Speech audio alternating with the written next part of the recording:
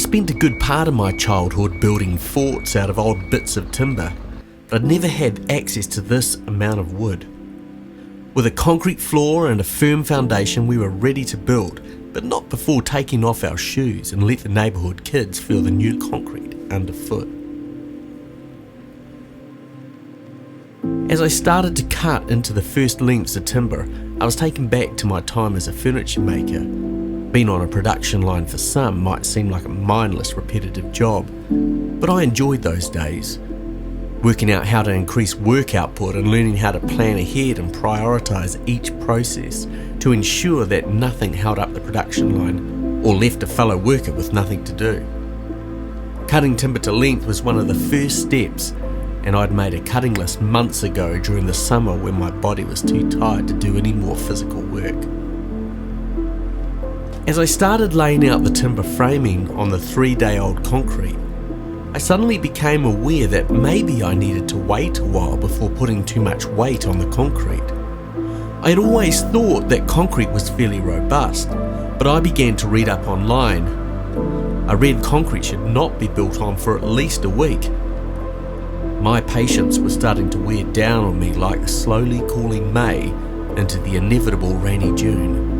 The weather was coming, and if you've spent any time working with timber, you know that moisture can be a real problem.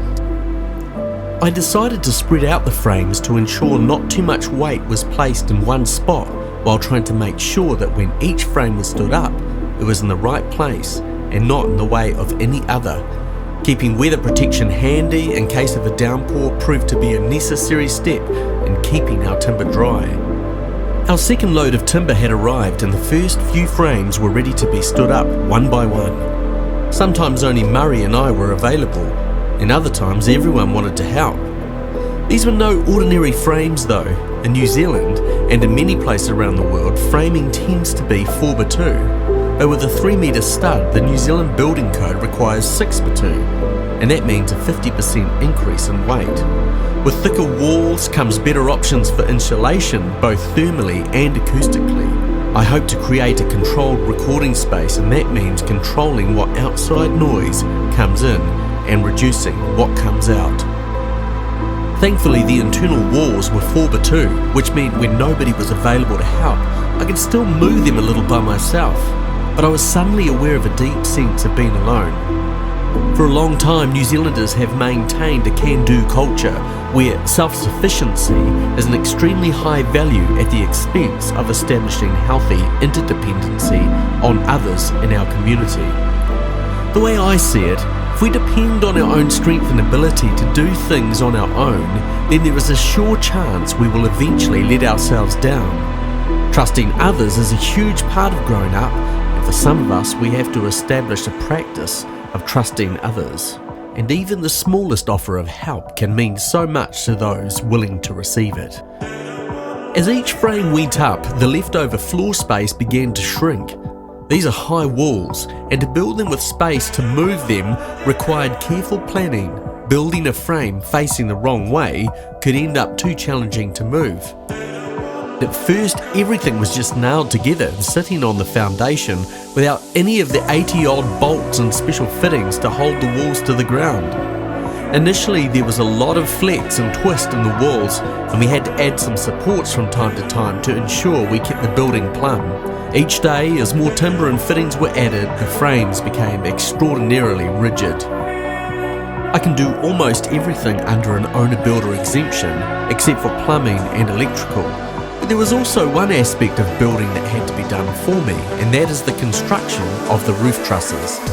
Because we are building in a depression and the construction trade is slowing down, we were able to get our trusses earlier than expected, but that meant we needed to finish screwing down the top plate and get ready to build on top of what was already a really high building. With all the bottom and top plates screwed and bolted, next is the nail plates and straps that go around the window and door framing to hold the building down during high winds. Joshua has a go at using a nail gun just in time for the trusses to be lifted up onto the newly erected walls.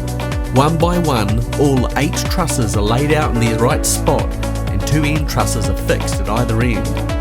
Our simple and effective string line is set up to ensure each truss is straight and central then fixed into position according to the truss manufacturer's design.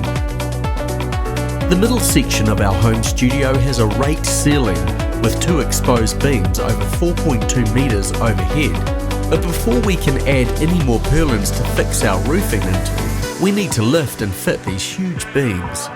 With the rafters spanning over 6 metres, these beams will support the rafters and a skylight to bring an extra light over the reception and editing suite.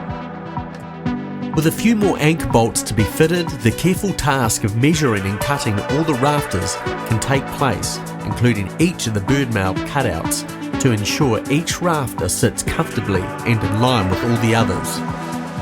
Then it's time to fit 24 bolts across 6 brackets per rafter and build 3 of the smaller frames that up until now had been too difficult to do.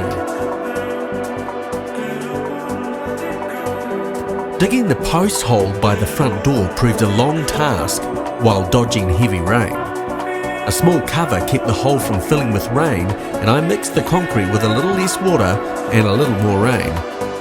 There were lots of odd jobs to do that were waiting for drier weather, like bolting the exposed beams in place. I've always enjoyed the challenge of working with angles, and when you work from an accurate plan, I've learned to trust the maths. At certain points you can make a line of sight and eye up the purlins, and they all seem to line up beautifully.